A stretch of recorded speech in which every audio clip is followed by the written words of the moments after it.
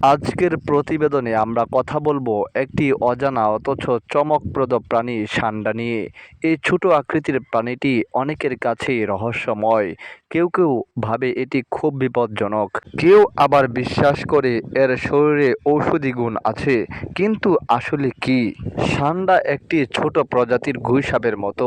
মূলত মরুভূমি ও শুষ্ক এলাকায় তাদের দেখা যায়, যেমন ভারতের রাজস্থান, পাকিস্তানের সিন্ধু অঞ্চল ও কিছু ক্ষেত্রে বাংলাদেশের সীমান্তবর্তী এলাকাতেও। চেহারা ও স্বভাব: সান্ডার শরীরের রং মাটি মেশানো, যাতে সহজে পরিবেশের সঙ্গে মিশে থাকতে পারে।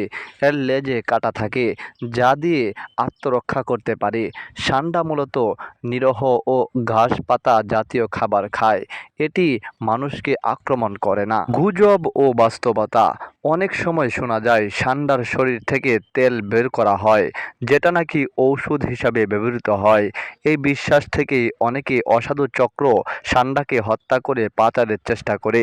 কিন্তু বিজ্ঞান ভিত্তিক কোনো প্রমাণ নেই যে এর শরীরে এমন কোনো ঔষধি গুণ রয়েছে।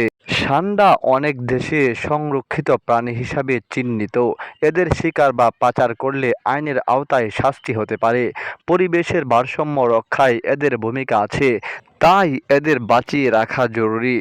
একটি প্রাণীকে নিয়ে ভুল বিশ্বাসে না পড়ে তার প্রকৃত তত্ত্ব জানাটাই আমাদের দায়িত্ব। সান্ডা আমাদের পরিবেশের একটি গুরুত্বপূর্ণ অংশ। আসুন সচেতন হই আর এই দুর্লভ প্রাণীটিকে রক্ষা করি।